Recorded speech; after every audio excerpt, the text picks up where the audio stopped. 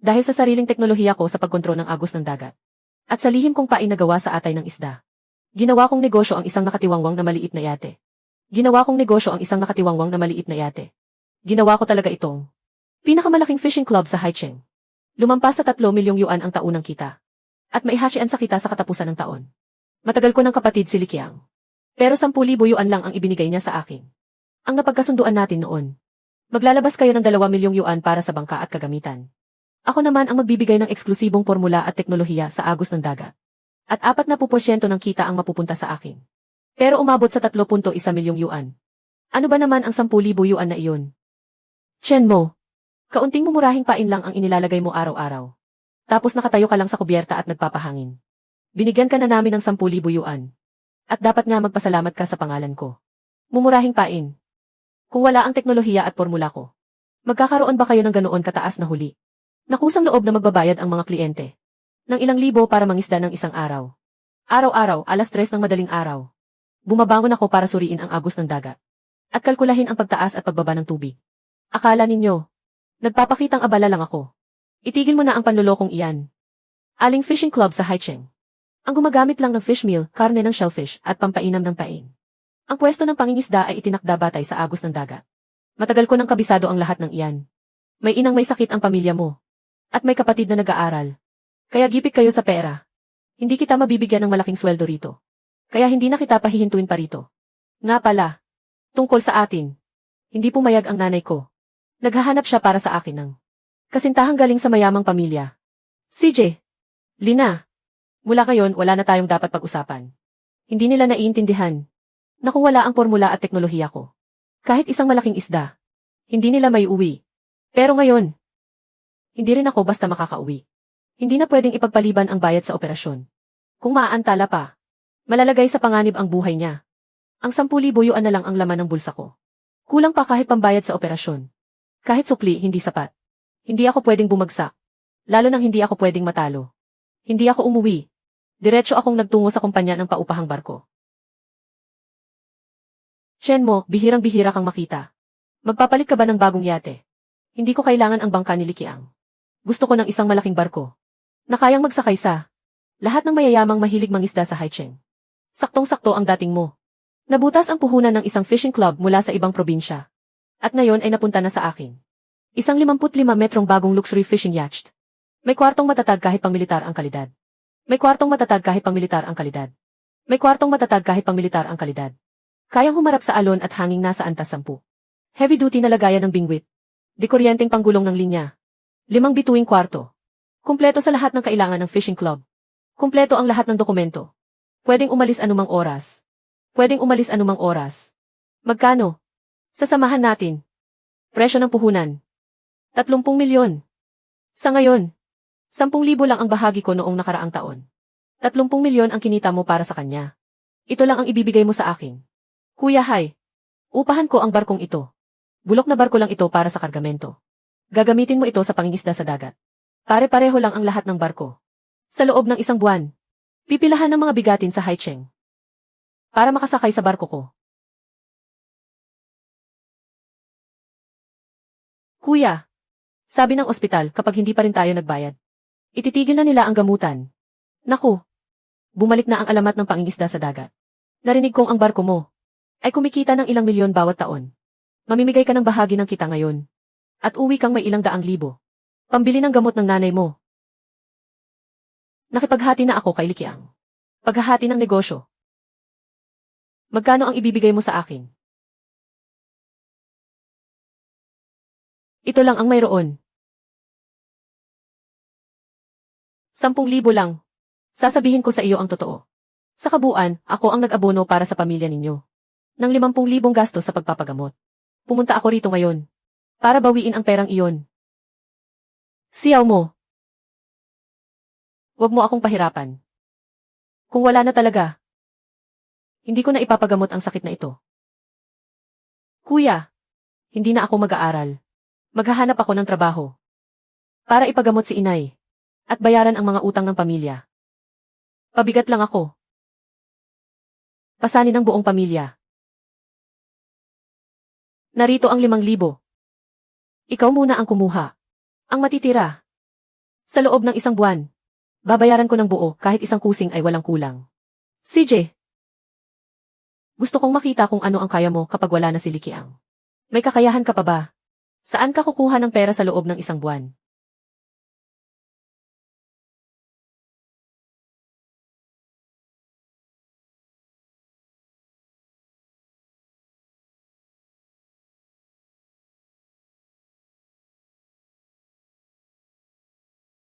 Bulok man ang barko. Malalim naman ang kaya nitong tahakin. At matibay sa hangin at alon. Sakto para sa karagatang ito. Sa pabago-bagong agos ng dagat. Kasing tatag ito.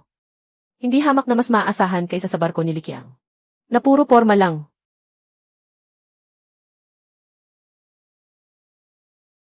1 buwan kong ginugol. Sa pag-ikot sa buong karagatan malapit sa Pampang. Bago ko natuklasan ang mga lihim na lugar ng pangingisda. Na pinamumugaran ng napakaraming dambuhalang isda sa malalim na dagat. Sa ngayon, ilang kilo lang na ordinaryong isda ang kaya nating hulihin. Hindi natin mapapanatili ang mga mayayamang kliyente. Kung gusto nating makuha ang mga dekalibreng kliyente, kailangan nating pumunta sa mas mapanganib na karagatan. At manghuli ng mas pambihirang yamang dagat. Ito ang karagatang ilang buwan kong sinuri at minarkahan. Sundin natin ito. Pwede itong maging 10 ulit na mas patok kaysa ngayon. Aling kumpanya sa Haicheng ang kasinlaki ng sa akin? Paano ba pinapatakbo ang kumpanya? Ako ang masusunod. Huwag kang makialam sa hindi mo saklaw. Sigurado. Kuya Hai, tingnan mo ang mga isdang nahuhuli sa lugar na ito. Sapat na ba ang thrill? Sapat na ba para mapabilib ang mga bigatin?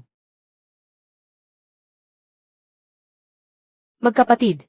Ang galing mong mamingwit. Isda ba talaga ito? Ito ay totoong pera. Ang bangka mong ito. Sumuko na si kuya. Ibababa ko na ang tawag. Tumaas ang kumpiyansa ko. Ang itinakwil niyang tagong laot ay magiging puntod ng pribilehyo niya sa pinakamataas na club.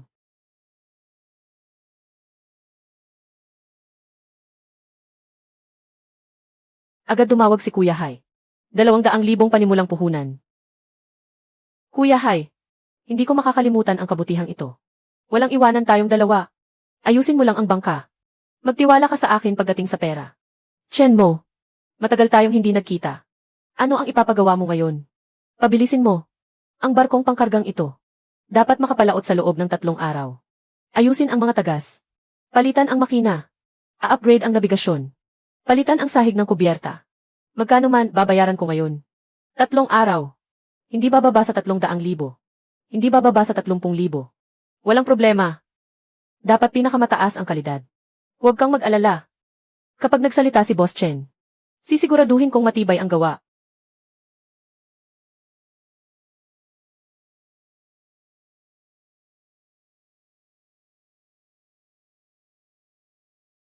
Manting Chen, bumibili ka na naman ng gamit para sa dambuhalang huli. Boss Zhang, bigyan mo ako ng 10 pasadyang bingwit para sa dambuhalang isda. Pinakamalakas na pantali laban sa kagat. Pinakamalaking kawit ng isda. Dagdagan mo rin ng ilang daang gin. Espesyal na pain. May binabalak kang malaki ah. Bibigyan kita ng pinakamababang presyo. Boss Chen, ang pain mong ito. Iba ang amoy. Hindi ito mabibili sa syudad, ano? Resiping minana pa sa mga ninuno. Espesyal na ginawa para sa dambuhalang huli.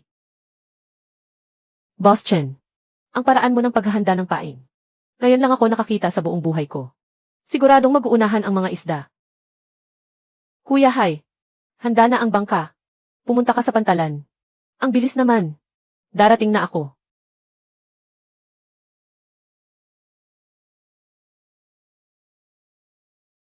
Magkapatid. Kayamanang lugar ang bahaging ito ng dagat. Pero napakasimple ng bangka. Baka hindi nito maakit ang malalaking kliyente. Ang mga fishing club ngayon, puro karangyaan ang ipinagmamalaki. Nawala na ang pinakapuso ng pangingisda sa laot, ang hamon. Sa pinakamaganda nilang mayaalo, mga mamahaling lugar pahingahan lang sila. Maganda ang kapaligiran. Magaling ang serbisyo. Pero kulang ang tunay na huli. Masyadong mababa ang hamon. Ang kailangan nating gawin ay mag-alok ng hamong nakakaadi. Isang sukdulang pagsubok. Gamit ang ilang dosenang gin na batik-batik na isda bilang pambungad. Masyadong mababa ang antas. Oh, ano ang bago mong pakulo?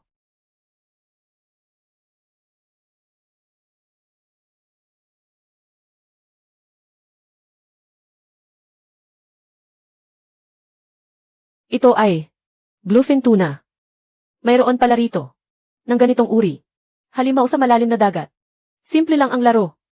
Bawat sasakay magbayad ng 20,000. Ang sinumang makahuli ng bluefin tuna, makakakuha agad ng gantimpalang 1,000,000. Kaya nitong magpasabog ng ingay sa buong bansa. Pagdating ng araw na iyon, ang mga bihasa sa pangingisda sa dagat mula sa buong bansa. Pati ang iba ay naglayag.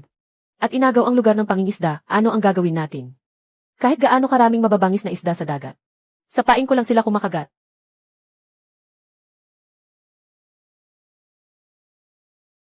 Napakalaking marlin. Sa laki pa lang, hindi bababa sa 50 kilo.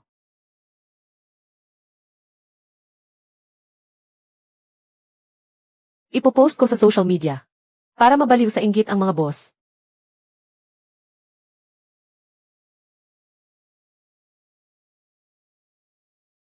Kapatid, binaha ng mga boss ang telepono ko ng tawag. 30 lugar ng pangingisda. Agad na naubos.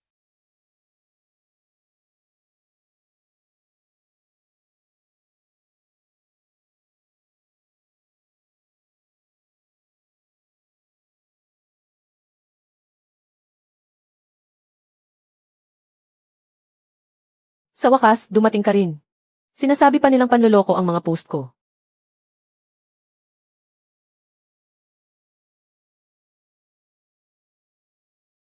Ay, hindi ba si Chen mo ito? Ilang araw tayong hindi nagkita. Lumalaki na ang tapang mo. Akala ko matapos mong iwan ang kuya ko. May mararating ka pa kaya? Ito pala ang napala mo. Sa ganitong lumang bangkang pangisda. Ang sa kuya ko ay isang marangyang barko na nagkakahalaga ng 5,000,000. Tunay na katad ang sofa. May tuluyang pang 5 bituin. May propesyonal na pwesto ng pangingisda. Ikukumpara mo ang tambak mong kalawangin at sirang gamit. Sa gamit niya, 600. Nana, ito ba ang dati mong? Mahirap na lalaking pain lang ang marunong maghanda. Iyon lang pala ang kaya mo.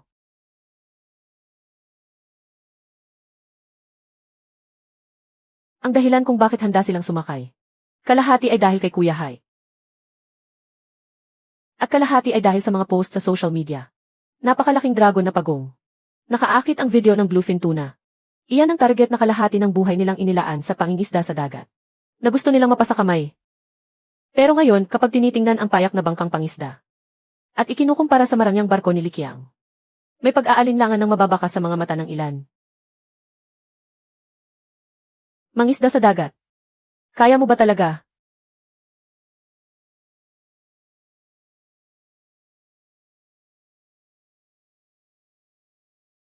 Isang sirang bangka.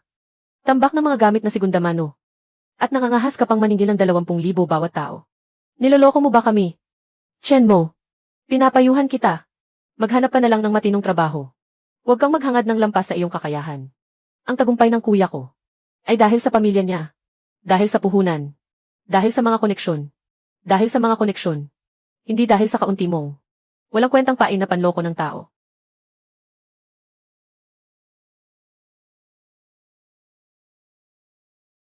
Kung talagang gusto mong tumalon sa dagat, mauwi lang sa wala ang lahat ng puhunan mo. Huwag ka sanang mawala ng pag-asa at magpakamatay sa dagat. Totoo naman. Kahit ang marangyang barko ay hindi laging matatag. Ang sirang bangkang ito, 20,000 bawat tao. Kung wala tayong mahuli, napakalaki ng lugi.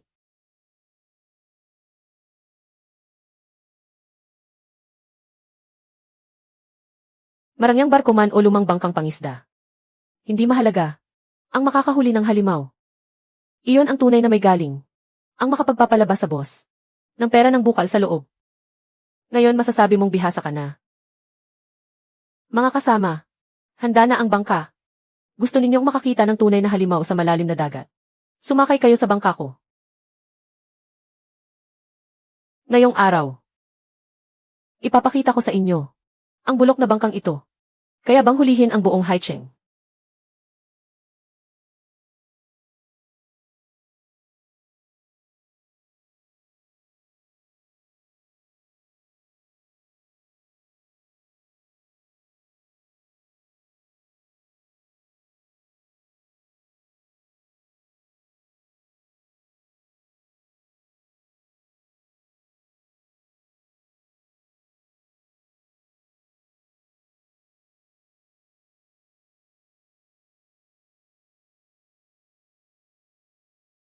Lumipas ang 1 oras. 30 pamalo tahimik na tahimik. Ni hindi gumagalaw ang mga float. Wala man lang galaw kahit ng maliliit na isda. Chenmo, sigurado kang may malalaking isda rito. Sa barko ni Likyang. Kahit walang malalaking isda. Sunod-sunod naman ang maliliit. Pero ikaw, 1 oras na wala pa ring galaw. Eksakto. Hindi maikukumpara ang bulok mong pain. Sa pain ni Likyang. Sa tingin ko, niloloko lang tayo ng video mo. Maliit na bagay lang ang 10,000 bayad sa lugar ng pangingisda. Sa tindi ng araw, sumakay pa sa bulok na bangka para mabilad. Hindi ito biro. Kung wala pa ring mahuli, uuwi na kami. Imposibleng pumalya ang fishing paste ko. Agos ng dagat. Tide. Tumpak kong natantiya ang lugar ng pangingisda. Masyado bang malalim ang tubig? Masyado bang mabilis ang agos? Bumabagal ang pagkalat ng pain. Kung wala talagang mahuli ngayong araw, tapos na ang lugar kong pinangingisdaan. Wala na talaga.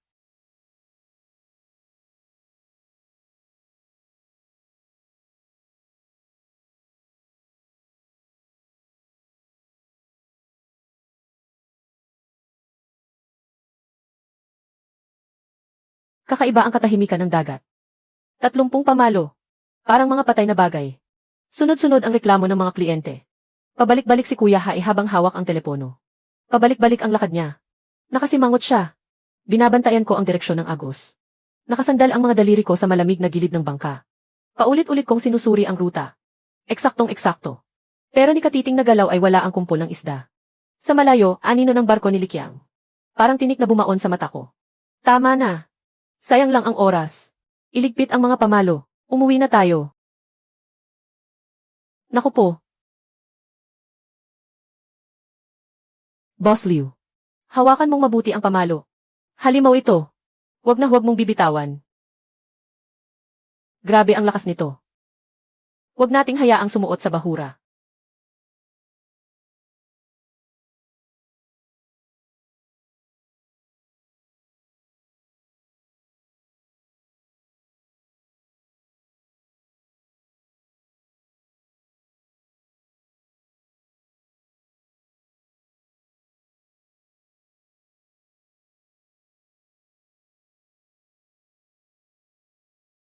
Kuya Ma. Mag-ingat. Chenmo. Hindi ka pala nagyayabang. Totoo nga ang sinabi mo. May napakalaking isda nga sa ilalim. Huwag mong paikutin ang linya. Hilahin mo ng diretso ngayon, mapuputol iyan. Sumabay ka sa puwersa. Hintayin humina ang hatak bago muling bumawi. 2. May hindi bababa sa 2 halimaw sa ilalim.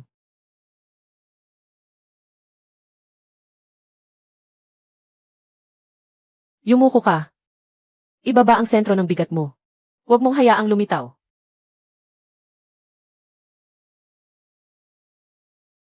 Napakalaking tuna.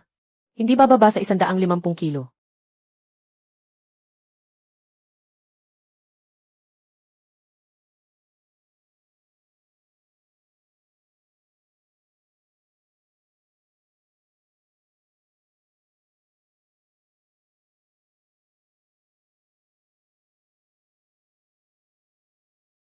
Pangatlo.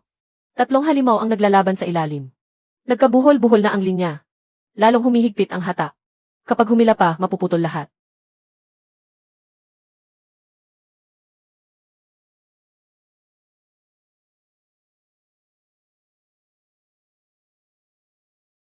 Hindi ko na kaya. Bilisan mo. Saluhan mo.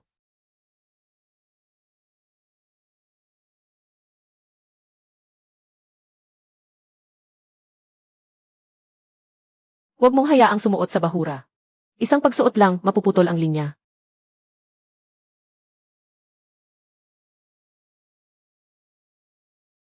Mapuputol na. Kuya Hai. Paandarin mo ang makina. Gusto mo bang mamatay? Maniwala ka sa akin. Hindi natin ito may taob.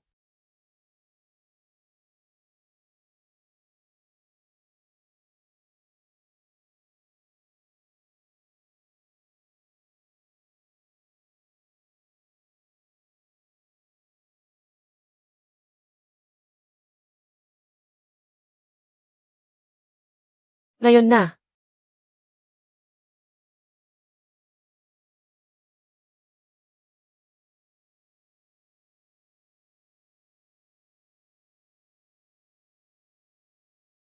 Ayos na. Bawiin ang linya. Dahan-dahan mong bawiin. Huwag mong hatakin ng todo.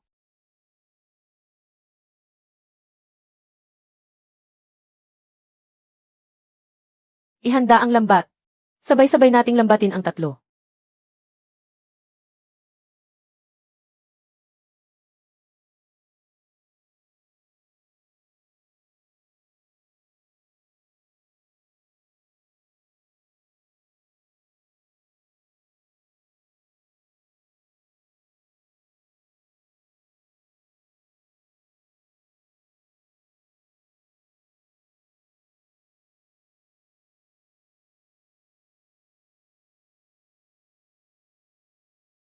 Limampung taon na akong nabubuhay. Ngayon lang ako nakahuli ng ganito kasabik na isda. 3 halimaw nagsasagupaan.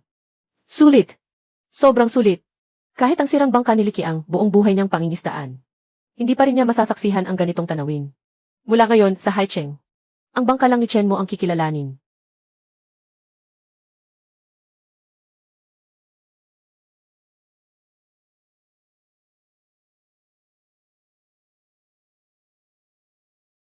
Nanalo ako. Lubusan.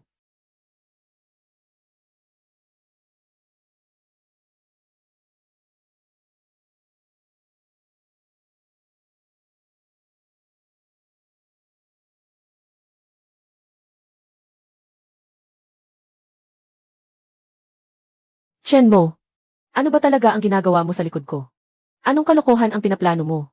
Hindi ko maintindihan ang sinasabi mo. Kamakailan ang mga pasahero sa bangka ko. 8 sa bawat 10 umuuwi ng walang huli. Sa wakas, may nahuli rin silang disenteng isda. Hindi pa nakadaong, nakatihaya na at patay na. Amoy bulok na putikan ang loob ng bangka. May palihim ka bang ginalaw? Li Qiang, ikaw ang hindi natutong mabuti.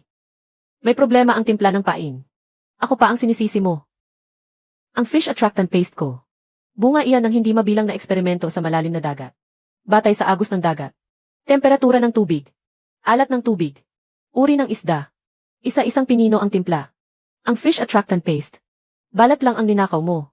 Hindi mo man lang nakapasok sa pintuan. May itinago ka pa sa akin. Chen mo. Niloko mo ako.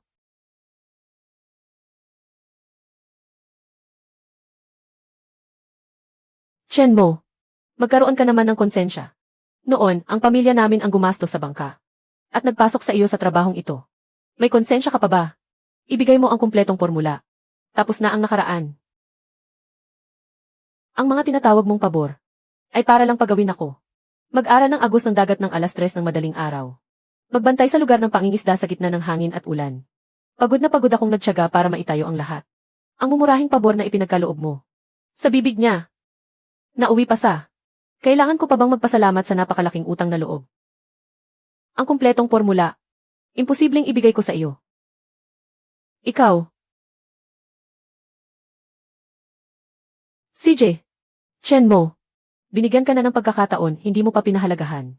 Pagdating ng araw, gagawin kitang walang puwang sa Haicheng. Sige, subukan mo.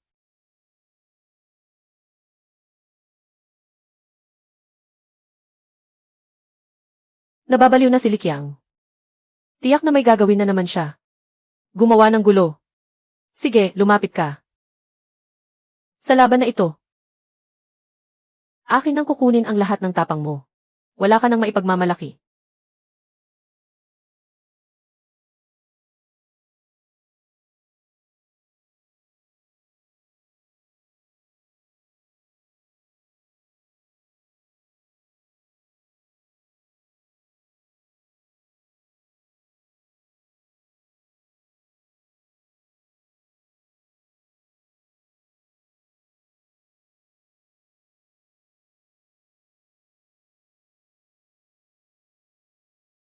Alam mo pa palang pumunta sa ospital. 5 araw na. Kumusta na ang naipon mong pera? 1 buwan ang napagkasunduan natin. 5 araw pa lang ang lumipas. 1 buwan. Hindi na ako makapaghintay. Ngayong araw, ilabas mo ang pera. Kung hindi, mag-iskandalo ako rito. Kailangan ng nanay mo ng pahinga para gumaling. Kailangang mag-aral ng kapatid mong babae. Tingnan natin kung kaya ninyong magpatagal pa. Chen mo. Tumahimik ka. Kung talagang wala nang magagawa, Hindi ko na ipagagamot ang sakit na ito. Kuya! Tama na.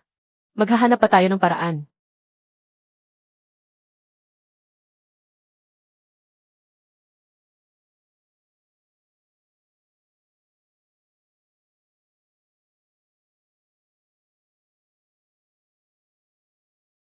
May utang kang 50,000 sa akin. Dagdag pa ang 5,000 interes.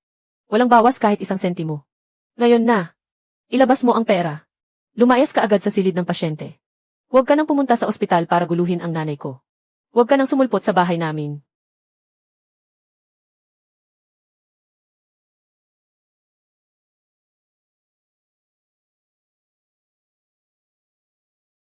Ayos ka rin pala. Ilang araw pa lang ito. Pero nakapaglabas ka na ng ganito kalaking halaga. Kumikita ka na ba ng malaki? Hindi.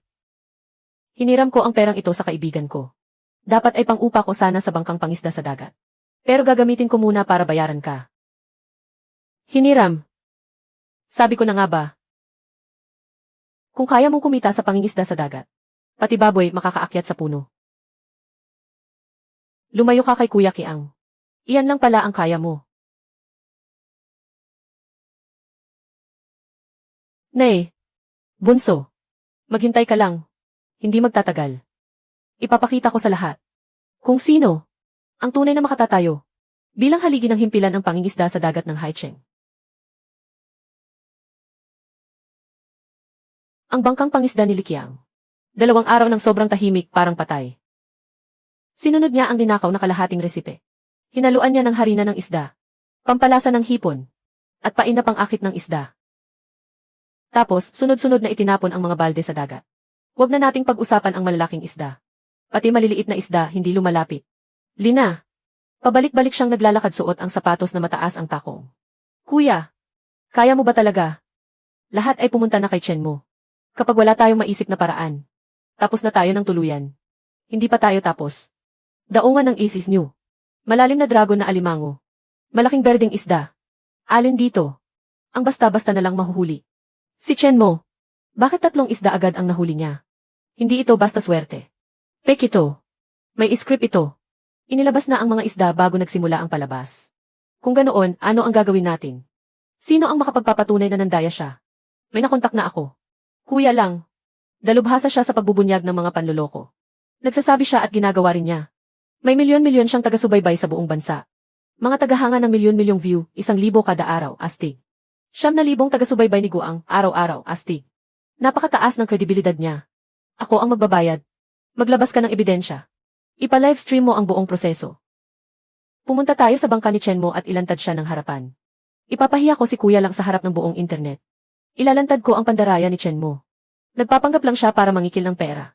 Pagdating ng araw na iyon, malalaman ito ng lahat. Isa palang manloloko si Chen mo. Ang mga boss na umalis, babalik din ang kusa sa bangka natin. Ang samahan ng mga mangingisda sa Haicheng. Tayo pa rin ang masusunod.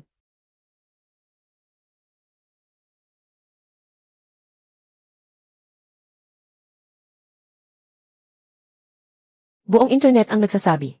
Kayang makahuli ng halimaw si Chen mo ng Haicheng. Ngayon mismo, susubukan kong alamin kung totoo iyon. Ngayon, hindi lang tayo mananalo. Yayanigin pa natin ang buong mundo ng pangingisda. Sakay na tayo.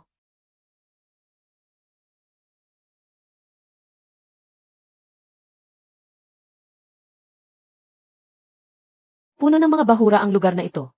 Napakalakas ng agos sa dagat. Ito ang lugar na nakita ko noon para sa paghuli ng malalaking isda.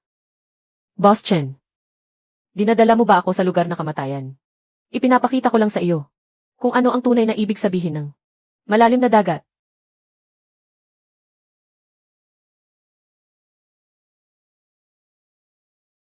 Mapakagat mo ang halimaw sa pain. Siguradong hindi ito agad kakagat. Maghintay ka pa.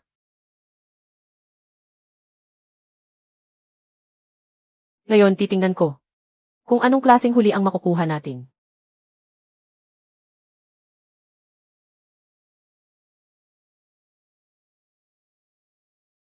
May kumagat. Halimaw ito. Hindi ko na kaya. Hihilahin ako nito sa ilalim. Bluefin tuna ito. Isang bluefin tuna na bihirang makita sa malapit na dagat.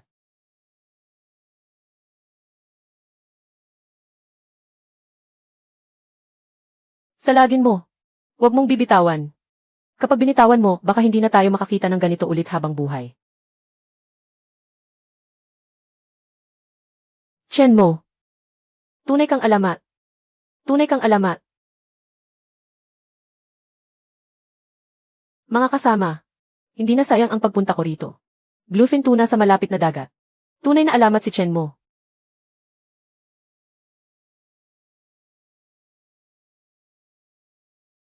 Boss Chen. Ako na ang magrerenta ng buong bangka. 300,000 kada araw. Magbayad ka muna.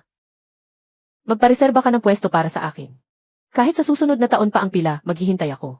Sa loob lang ng isang gabi, mula sa pagiging isang hamak na itinaboy, na binayaran ng 10,000 para umalis. Naging alamat ako ng buong bansa sa pangingisda. Isang alamat na itinanghal na Diyos. Ang hindi kapansin-pansing bangkang pangisda na inayos, ay naging bangkang pinag-aagawa ng lahat para lamang masakyan.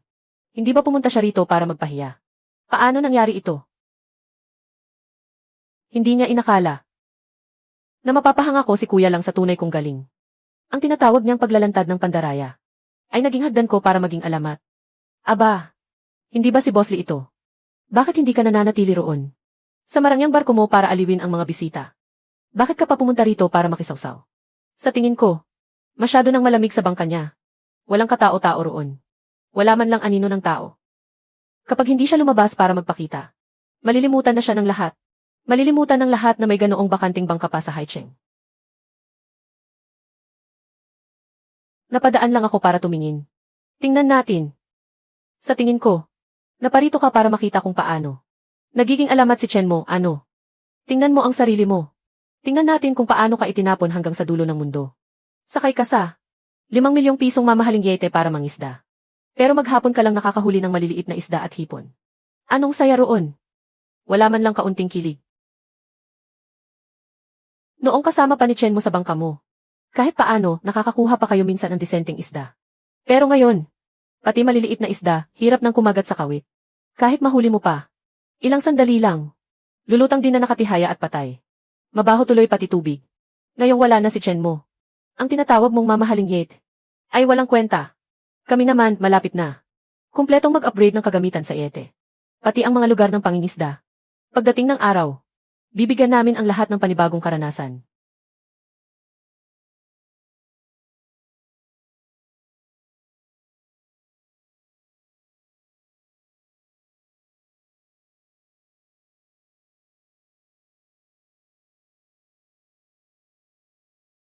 Mga boss, mga kapwa mangingisda, ako si Chen mo.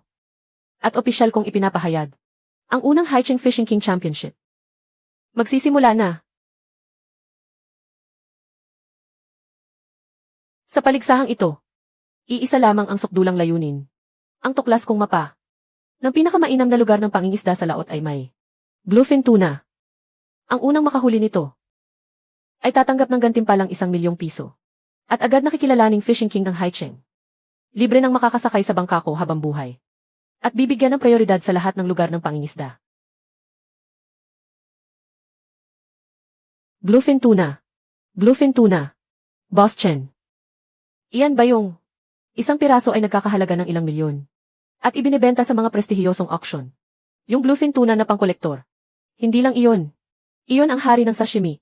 Isang mamahaling sangkap na sa mga pinakamagagandang restoran. Kahit kalahating kilo ay halos imposibleng makuha. Kahit may pera ka, hindi ibig sabihin makakakain ka ng tunay na ligaw na huli. Sa inyo, pera lang ang habol.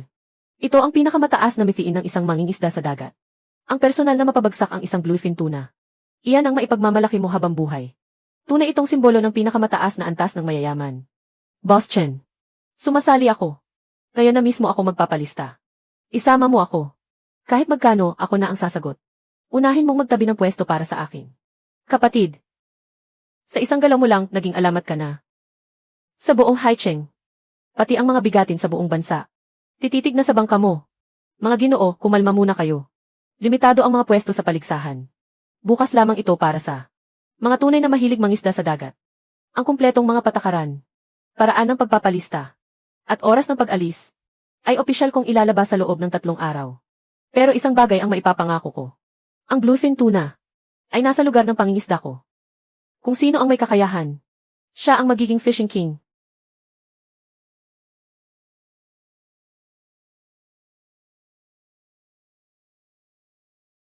Hindi naman talaga siya nangingisda. Hinuhukay niya ang pundasyon ng negosyo ko. Sinisira niya ang lahat ng pinaghirapan ko. Kasalanan mo ang lahat ng ito. Sabi mo, kokontakin mo ang sikat na streamer na naglalantad ng mga manloloko para ibunyag siya. Ayos na ngayon. Mas sumikat pa siya. Lahat ng boss ay naniniwala na sa kanya. Paano na tayo kikita mula ngayon? Bakit ka nagmamadali?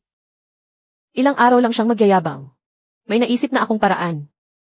Hindi siya umaasa sa malalaking huli. Umaasa siya sa pangingisda sa malayong dagat. Umaasa siya sa kilig. Nakakaakit ba iyon ng mga tao? Kung ganoon, ako na ang tuluyang dudurog sa kanya.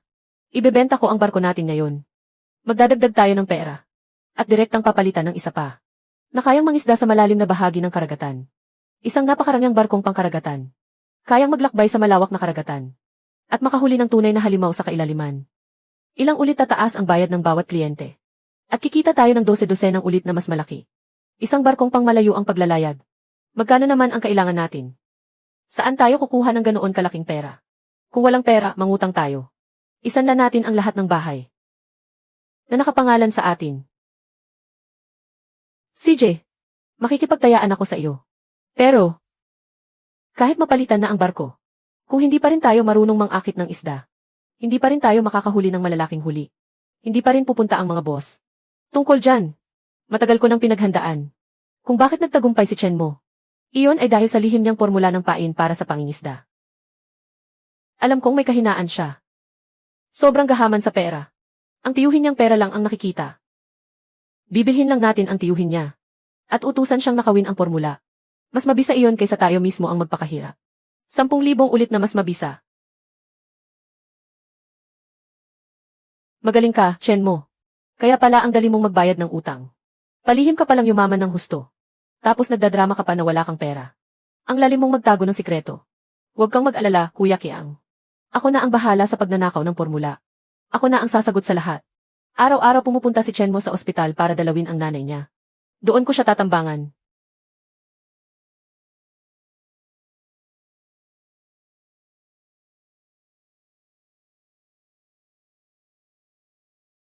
Ano ba ang nangyari sa iyo? Ek! Umakyat na si Chen mo. Sumikat na siya ng todo. Nagla-live ang sikat na streamer. May huli siyang Marlin. Nangunguna siya sa mga trending sa buong bansa. Ngayon, lahat ng boss sa Haicheng ay nakapila para bigyan siya ng pera. Kumakain si Bunso dahil sa sarili niyang galing. Huwag kang mag-isip ng masama. Sarili niyang galing. Kung hindi dahil sa 50,000 ibinigay ng pamilya natin noon, magiging ganito ba siya kasukses? Ngayong araw, dito ako maghihintay.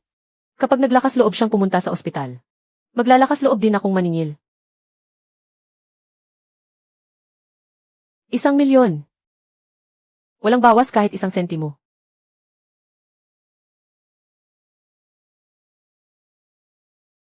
Gusto mong makakuha ng 1,000,000. Karapat dapat ka bang banggitin ang 50,000 iyon? Ang perang iyon ay hiniram ni Cha nang palihim mula sa sarili niyang ipon.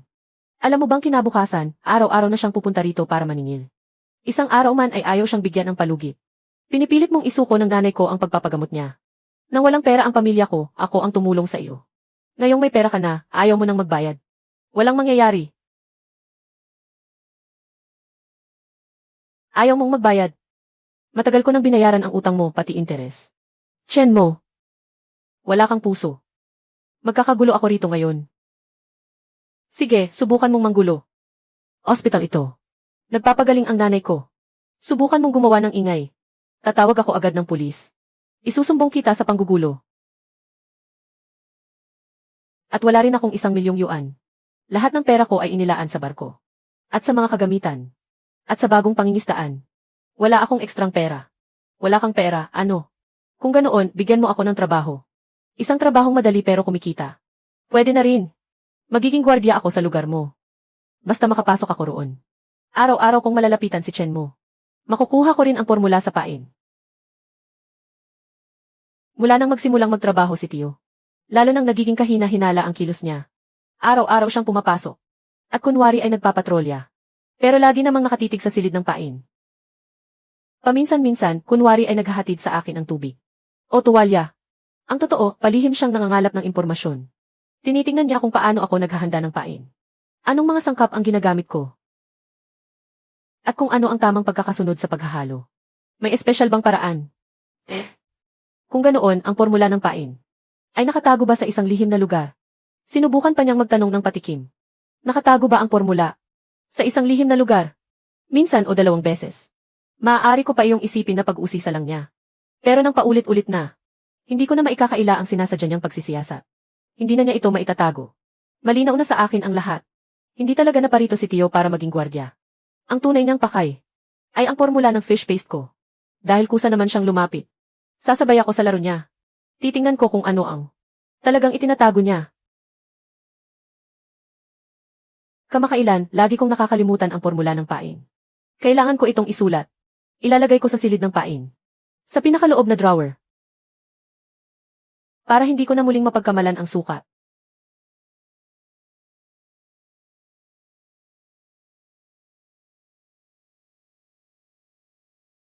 Ikaw na ang magbantay sa silid ng pain.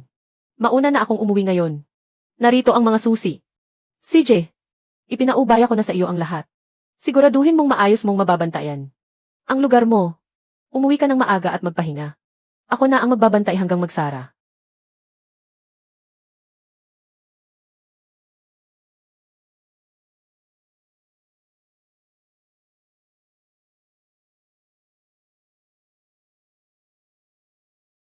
Super Fish Lure Paste, 2 yuan. Kuya Kiang. Ayos na. Nasa akin na ang pangunahing formula ng pain. Magkita tayo sa ilalim ng dagat. Ililibre kita ng masarap na hapunan. Malinaw na ngayon ang katotohanan. Ninakaw ni Tio ang formula ng pain. Dahil binayaran siya ni Likyang. Pero hindi niya alam na ang ibinigay ko sa kanya ay hindi talaga fish lure paste, kundi isang napakalakas na panaboy ng isda. Pagkalubog sa tubig, sa loob ng 100 metro, magsisipagtakbuhan sa takot ang lahat ng kawan ng isda. Paano pa kaya ang mga dambuhala? Paano pa kaya ang mga dambuhala? Kahit maliliit na isda, hindi lalapit. Kinabukasan matapos makuha ang peking resipe. Hindi na nakapaghintay si Likyang. Isinama niya ito sa bagong sangla niyang bahay. Ang marangyang yete na ipinagpalit niya. At buong yabang akong hinamon sa publiko.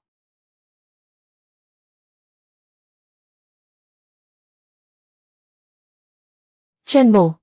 Ngayon, haharap ako sa iyo sa isang pampublikong laban sa pangingisda. Sa loob ng isang araw. Sa loob ng isang araw.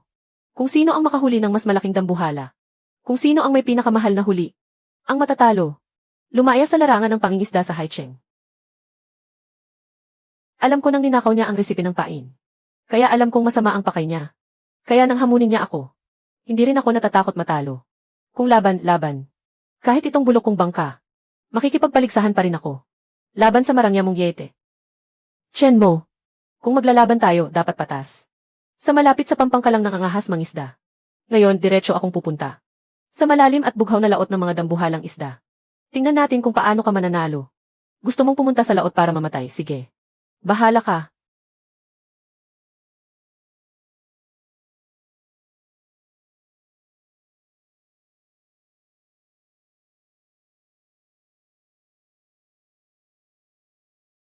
Mga boss, pagmasdan ninyong mabuti.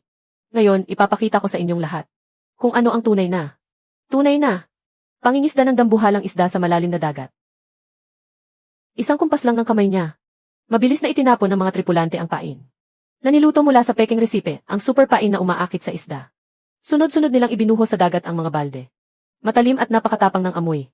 Talo ka na, Chen Mo. Nasa akin ang buong resipe. At nasa laot tayo kung saan mas maraming dambuhalang isda. Ano ang ipanglalaban niya sa akin?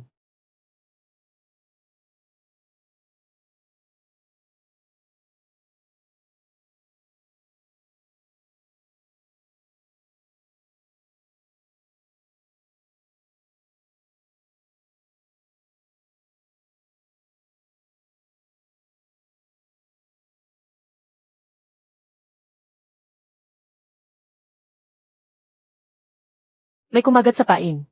Isang dambuhala.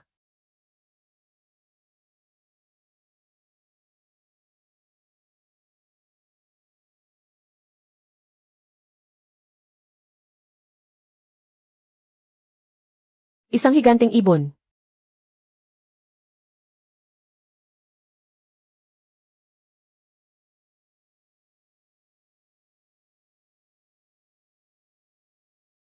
Bakit ka nagmamadali? Nasa hulihan pa ang mga dambuhala. Tanigi ito. Umaabot ito sa hindi bababa sa 80 kilo. At kasunod nito, may grouper. Sunod-sunod na kumakagat ang mga siba sa kawil. Ang mukha ni Likiang ay unti-unting naninigas. 1 oras, 2 oras, 3 oras. Sunod-sunod ang huli sa panig ko. Palaki ng palaki ang mga isda. Sa huli, nakahila pa siya ng isang malaking pulang isdang halos 2 metro ang haba. Siya ang hari ng buong laban.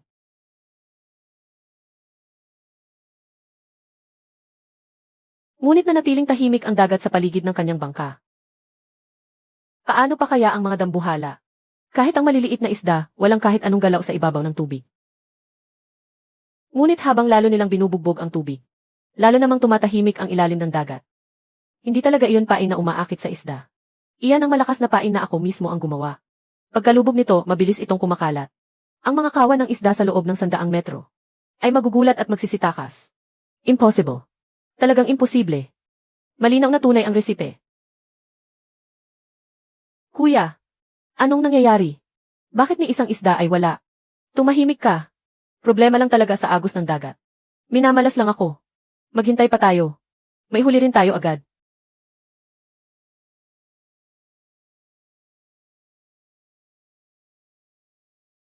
Dumarating ang malakas na unos. Malalaking alon sa laot, lakas 8 hanggang 10. Lahat ng bangka bumalik agad sa daungan.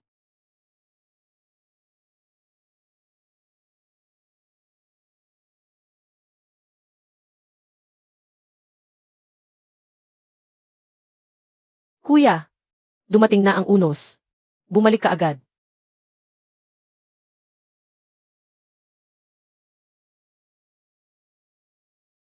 Hindi maaari. Ang pagbalik ay pagsuko. Kailangan kong makahuli ng halimaw. Maghintay pa tayo.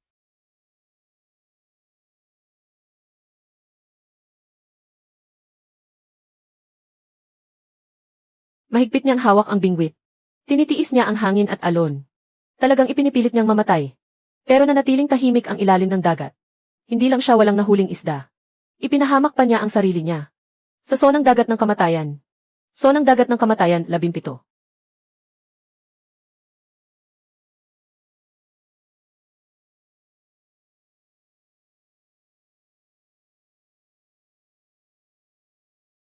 Bilisan mo. May tumatagas na tubig dito. Hindi na kaya. Sira ang radar.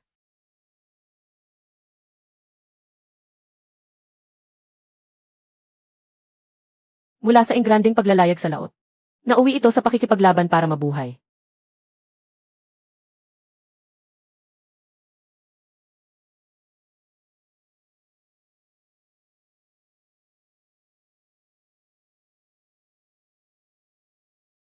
Babaligtad na ang bangka. Bilisan mo magpadala ng hudyat ng saklolo.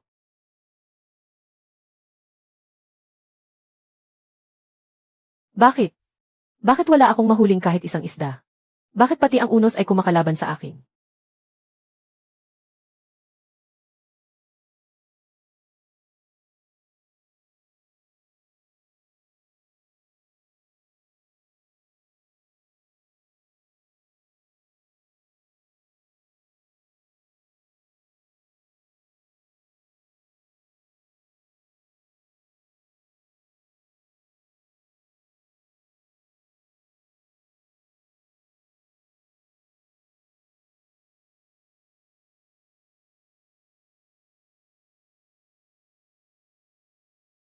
Chen mo.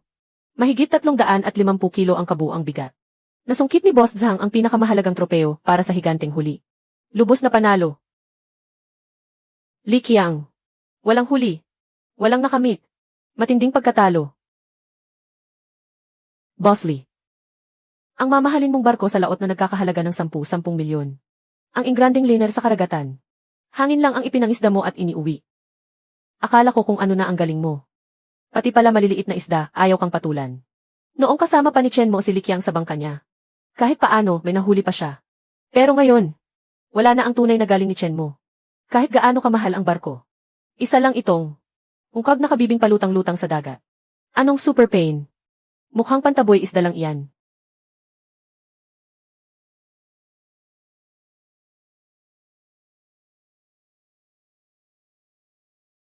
Hindi pain ang ninakaw mo sa akin.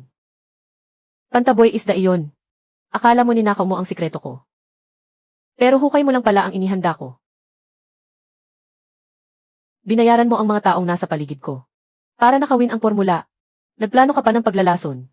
Isinugal mo ang bahay mo. At nangutang ng malaki para bumili ng barko. Sayang naman. Natalo ka lang. Ayon sa napagkasunduan. Li Qiang. Li Qiang. Permanente ka nang aalis sa lupon ng pangingisda sa Haicheng.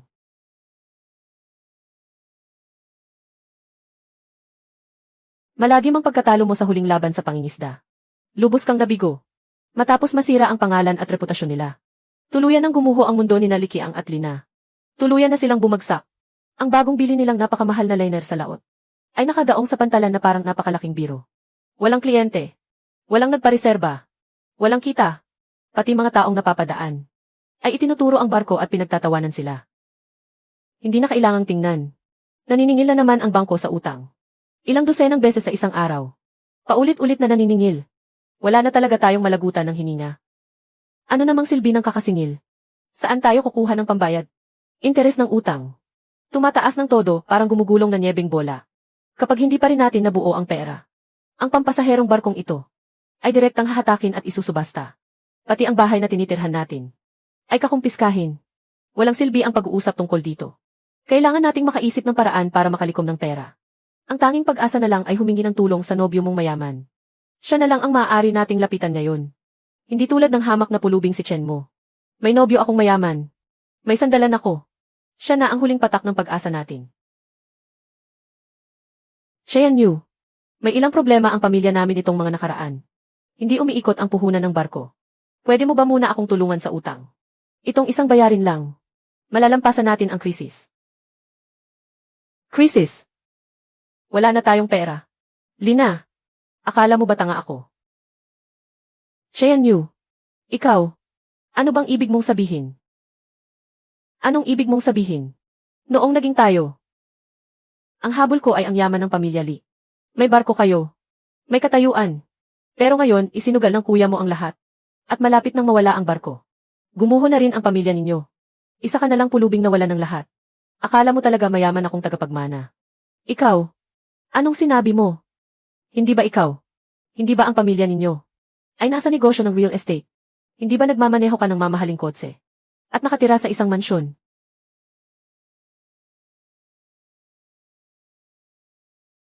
Renta lang ang mamahaling kotse. Peke ang relo. Mga larawang galing lang sa internet ang mansyon. Isa lang akong ordinaryong empleyado.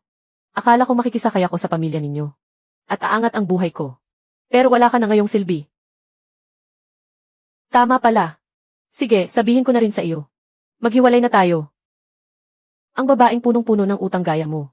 Hindi ko kayang buhayin.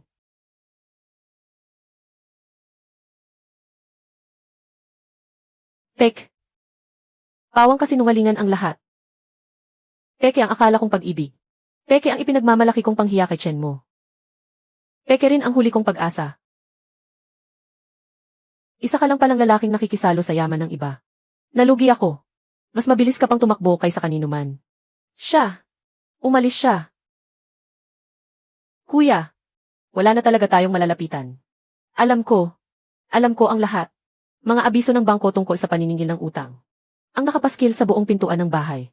Kapag nakikita tayo ng mga kamag-anak at kaibigan, nagtatago tayo. Kahit ang mga boss na dati paikot-ikot sa atin. At mga kapwa mangingisda. Wala ni isa ang mahagilap. Mamahaling pampasaherong barko. Anong mamahaling barko? Isa lang itong gintong kulungan na palutang-lutang sa dagat. Ikinulong nila tayo rito hanggang mamatay. Baon sa utang. Tinalikuran ng lahat. Tayo mula ngayon. Ayos na ba tayo? Ang walang hiyang kinamumuhian ng lahat. Tayo. Tapos na talaga tayo.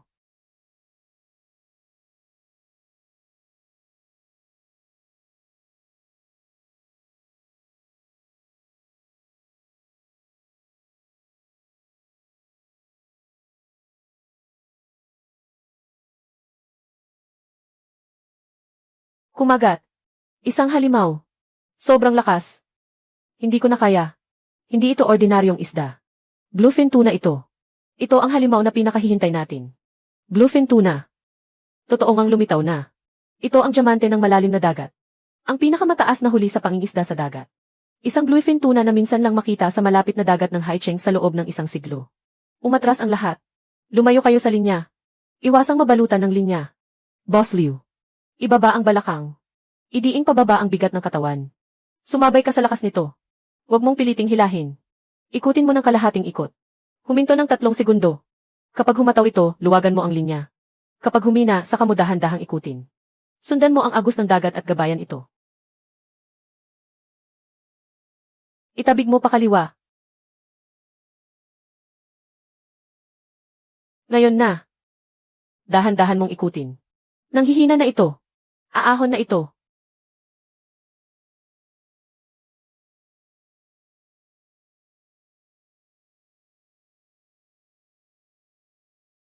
Nakuha natin. Totoong bluefin tuna nga. Boss Liu. Ang galing mo. Napakaswerte mo, Boss Liu. Mas dapat mong pasalamatan si Chen mo. Kung wala ang gabay niya, imposibleng mahuli mo ang halimaw na ito. Napakahusay ni Chen mo. Astig ka, Boss Liu. Ito ang pinakamalaking huli sa malapit na dagat ng Haicheng. Iilan lang ang ganito sa buong bansa. Halos walang makakahuli ng ganito kalaking bluefin sa malapit na dagat. Boss Liu. Komisyon, 7%. Ayon sa napagkasunduan natin. Sa bawat kilo ng ligaw na bluefin tuna na nasa hustong gulang na mahuhuli. Kasunduan sa paghuli ng ligaw na bluefin tuna na nasa hustong gulang na. Gantimpalang 1 milyong cash. Maaari na itong kunin ngayon. Chen mo. Salamat sa iyo. Kung wala ka, hindi ko kailanman mahuhuli ang bluefin na ito. Ang 1 milyong ito. Kalahati ng tagumpay na ito ay sa iyo. Napakabait mo naman, Boss Liu. Ikaw ang nakapagtiis at nanatiling kalmado. At nagtiwala ka rin sa akin. Karapat dapat sa iyo iyan. Grabe, ang laki ng huli, parang kayang umalog ng buong dagat. Mga kababayan, mukhang pasabog ang eksenang ito. Tunay na laban ito, walang daya, walang palusot. 2,174. Ito ang tunay na husay, 2,174. 2,256,214. Ang itinapong anak na dati nilang pinaalis kapalit ng 10,000. Ang dating laging kinukutya. Ang pobreng marunong lang maghalo ng pain. Ang dating pinagtaksilan. Ang pinagplanuhan at niloko. Isang karaniwang taong itinulak hanggang wala nang mapuntahan. Ngayon, sa isang bingwit at isang linya lamang, at sa sariling husay. Lihim na formula ni Boss Zhang. Hindi lang ako nakatayo ng matatag. Tinulungan ko pa si Boss Liu. At nahuli ito. Na habang buhay na pinapangarap ng napakaraming tao. Ang bluefin tuna na ni hindi nila mga has pangarapin. At ipinakita ko rin sa lahat. Kung ano talaga ang kaya ko. Na matagal nang nakatago sa bawat pagtitiyaga.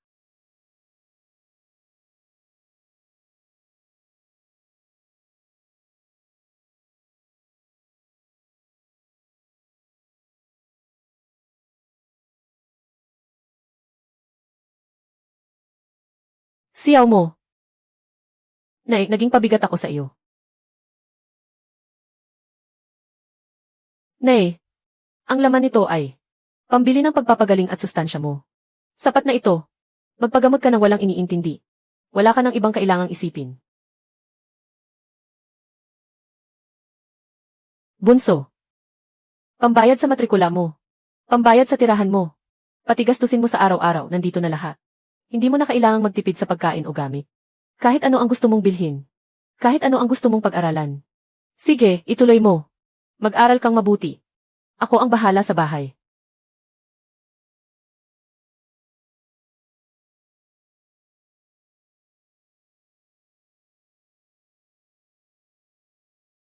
Kuya Hai. Ito ang 2 milyon. Parte mo sa kita. Ayos ka rin, bata ka. 2 milyon. Kalahati na ng buhay ko ang ginugol ko sa pangingisda sa dagat. Ngayon lang ako unang kumita ng ganito kalaki kasama ang isang kapatid. Lalo na ang paligsahan mo sa Fish King. Astig na parang Diyos. Astig na parang Diyos. Ngayon, lahat ng boss sa buong bansa. Nag-uunahan ng makasakay sa bangka mo. Puno na ang mga booking hanggang kalahating taon mula ngayon. Bumubuhos ang pera na parang tubig. Nga pala. Narinig mo na ba ang tungkol sa magkapatid na Likiang? Napakamapait na biro ng tadhana. Ang ganoon kagandang maranyang barko.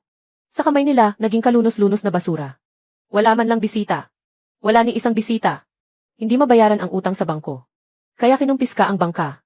Pati bahay, isinara at sinelyuhan. Tuluyang nalugi. Naging katatawanan ng buong lungsod.